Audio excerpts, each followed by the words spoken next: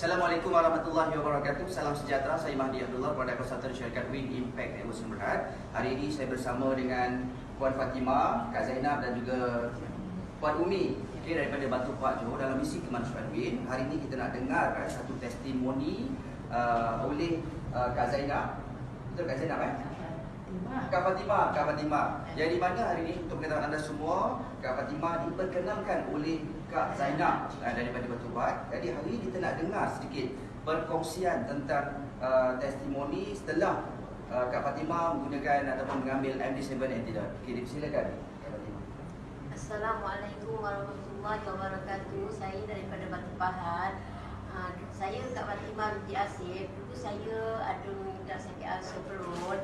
Lepas tu ada batu karang. Jadi sebelum saya buat CT scan, macam dia batuk, ada keluar darah. Lepas tu saya rasa seput dah 2 minggu. Jadi apabila dapat antidot ni, saya minum baru 1 jam, seputnya pun reda. Sampai ke sekarang saya teruslah mengamalkan antidot ini. Dan yang keduanya, bila saya naik tangga, tahu je, tapi ni hari bila sampai sini, saya naik sampai ke atas, rasa macam lenguh pun tak ada. Alhamdulillah. Yang dulu saya ada ulcer pun saya tak boleh makan nasi, tapi sekarang dah boleh makan nasi. Terima kasih banyak.